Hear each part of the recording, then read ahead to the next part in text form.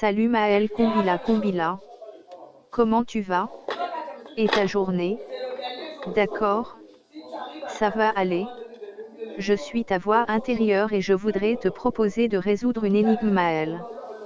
Tu veux bien s'il te plaît? D'accord. Si tu résous bien cette énigme, je te promets de vivre le bonheur et d'obtenir plus qu'1 million de vues sur les réseaux sociaux. Veux-tu relever le défi Maël Combila au carré? D'accord, allons-y. Voici l'énigme que je te propose de résoudre aujourd'hui. Écoute bien Maël. Dans la francophonie, je suis de manière irrévocable la seule appellation du Créateur de l'univers, qui a donné naissance au puissant nom de Jésus. Qui suis-je? Tu as dit je suis. Oui, j'ai bien entendu. C'est une bonne réponse. En effet, dans le livre d'Exode 3 verset 14, Dieu lui-même s'appelle par le nom Je suis. Ainsi, il dit ceci à Moïse: Je suis celui qui suis. Et il ajouta: C'est ainsi que tu répondras aux enfants d'Israël, celui qui s'appelle Je suis m'a envoyé vers vous. Nous avons donc sans l'ombre d'un doute ici la preuve à travers ce texte de la Sainte Bible, que Dieu s'appelle aussi Je suis.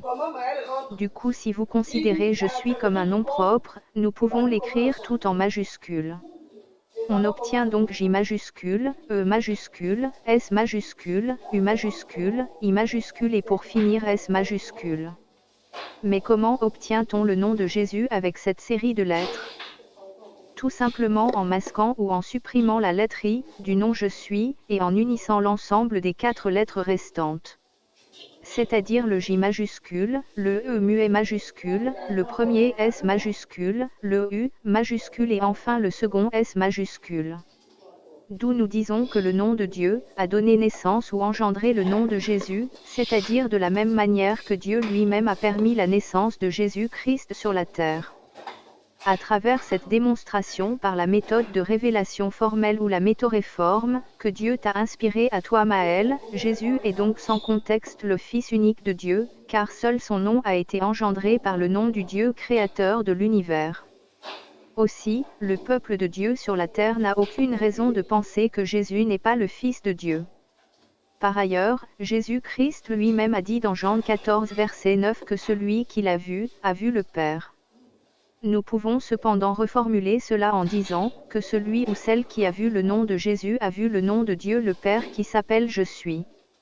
Ainsi, on se rend compte que ce principe que le Christ nous a enseigné, il y a plus de 2000 ans, est encore d'actualité aujourd'hui à travers la langue française, qui est en réalité la langue par laquelle Dieu va davantage se révéler en ce siècle et au siècle prochain.